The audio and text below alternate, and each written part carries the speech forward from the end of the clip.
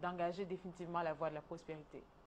Dialogue national de réconciliation, de grande réconciliation, pour permettre au Congo, pourquoi pas, d'engager définitivement la voie de la prospérité. Oui, Juliana. Avant qu'on ne nous parle de dialogue au Congo, il y a eu la conférence souveraine dont faisait Ita Bikoro. Elle a porté quoi comme fruit? Rien. Est-ce qu'on parle de dialogue en France lorsque la Corse et le régime de Paris s'affrontent? On n'a jamais entendu parler de dialogue. On parle du respect des institutions. Le respect des institutions. Vous voyez, on nous dit tantôt que Biya, 81 ans, il est vieux, il doit partir. De l'autre côté, vous avez un jeune de 42 ans, il doit partir. Mais en fait, le problème, ce n'est pas un problème de bonne gouvernance. Le problème, c'est un problème de bonne manipulation.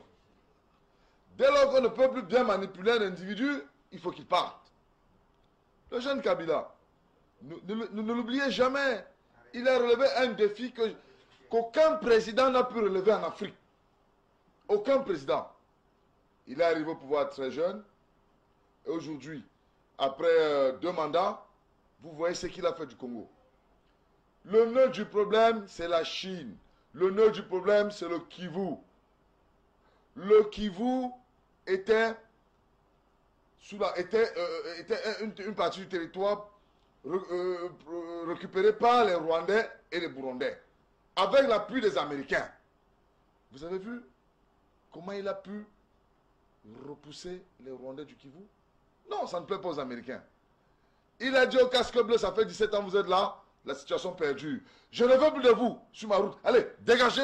Il a foncé, il a refusé les gars. Et ça ne plaît pas aux Américains. Les Américains ne veulent pas des hommes forts. Quand vous devenez un dirigeant fort, ils comprennent que vous allez leur tenir tête. Et il faut tout faire pour vous éteindre. Donc aujourd'hui, où est l'importance, où est l'enjeu de déclencher les hostilités 2 ans avant les élections? Non. Alors qu'il y a un programme d'émergence qui est mis sur pied. Tous les Congolais aujourd'hui devraient avoir la tête dans l'émergence. Ils se sont fixés une date pour atteindre l'émergence. Tout le monde devrait travailler pour cette émergence-là. D'où sort l'histoire d'alternance 2 ans avant les élections? Écoutez, nous ne sommes pas cons. Il faut que ça s'arrête.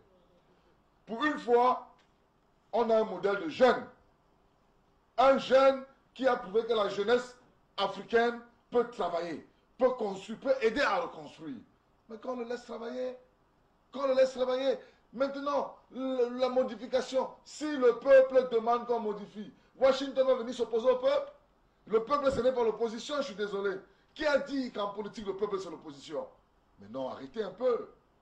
Arrêtez un peu. Ça doit changer. Juliana, je pense, pour moi, pour ce qui est de ma pensée, pour ma modeste pensée, je pense que le président Kabila est en train d'abattre un travail louable. Je pense que s'il décide de modifier la Constitution et que le peuple lui permet de modifier la Constitution, ni Washington, ni Paris, ni Bruxelles, personne n'a mot à dire.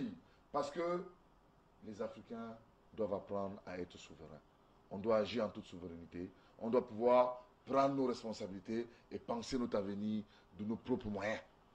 Merci infiniment. Les peuples africains doivent décider par eux-mêmes et se donner les moyens d'être souverains. Mesdames et messieurs, c'est le mot de la fin de cette édition de Face à l'actualité. On va dire merci à toutes les personnes qui étaient présentes sur ce plateau et à Yaoundé, Maïdadi Sédou, Hubert Kamgan, Bilo ici, Madame Messaka Ikwala, Henri Diabaté Mandeng, le président Banda Kani, François Bikoro, Pius, j'allais dire Jules Ndiaoué, Noura Sadio, Adidi Akité, sans oublier Luc Michel depuis Bruxelles. Merci à toute la grande équipe technique. C'est avec le même plaisir qu'on se retrouvera sur les antennes d'Afrimédia. Bonne fin de soirée à tous. Thank you.